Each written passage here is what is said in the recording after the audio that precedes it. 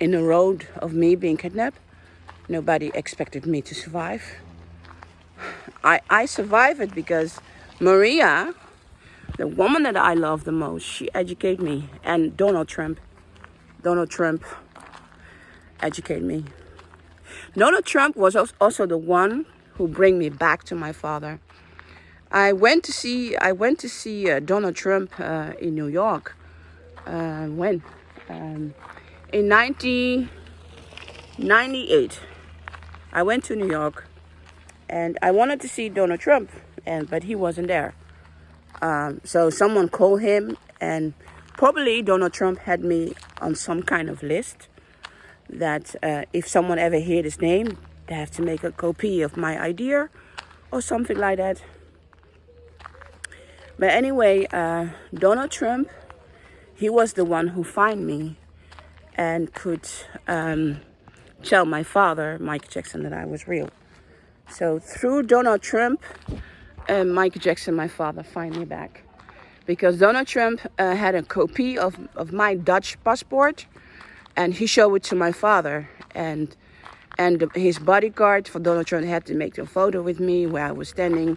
And Donald Trump was planning to see me, but I had to fly back home. I couldn't wait for him to see him. So some people of his security asked me, how do you know Donald Trump? It's not normal that he wants to make an appointment with you. And if Donald Trump wanted you to stay, talk to you, then you stay. So they were, and I was like, yeah, look, I have a child at home in the Netherlands. No, I didn't have a child yet. No, I was going to be pregnant that year. That wasn't. I had responsibility at home. I had responsibility. It was 1998. That year I will become pregnant. So I didn't know I was become pregnant. So I had responsibility. So I was thinking, no. Oh yeah. So it was Donald Trump who found me.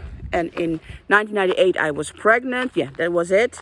So I couldn't fly back to New York to see Donald Trump. But Donald Trump was already busy with my father, that he found me.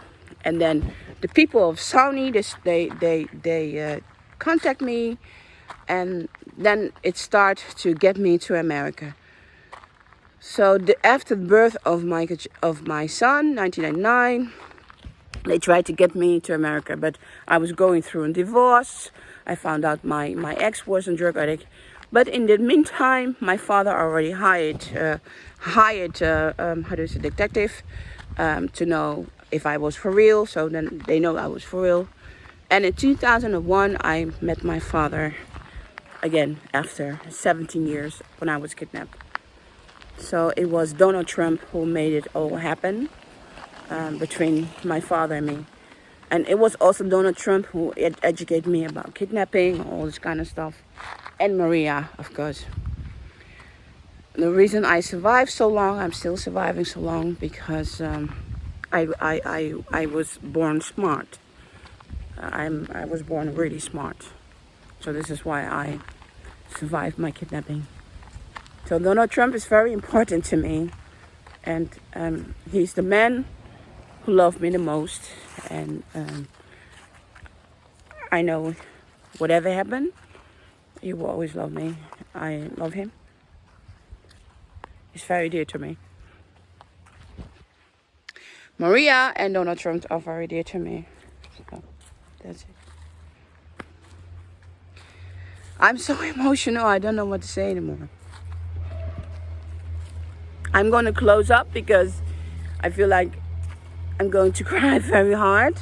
I don't want to cry very hard. And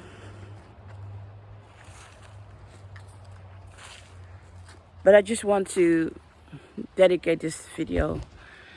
If Maria is still alive, I want to say you are my God, my angel. I love you. And there's no way in life, in hell, I can ever forget your unconditional love to me. To me, you are my mom.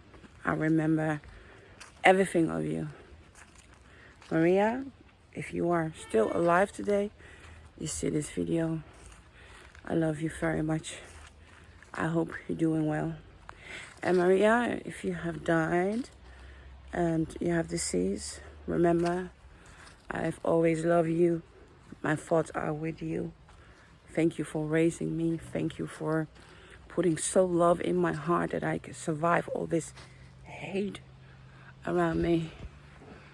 I want to say thank you to Maria's children, her husband. If you are still alive today, I love you.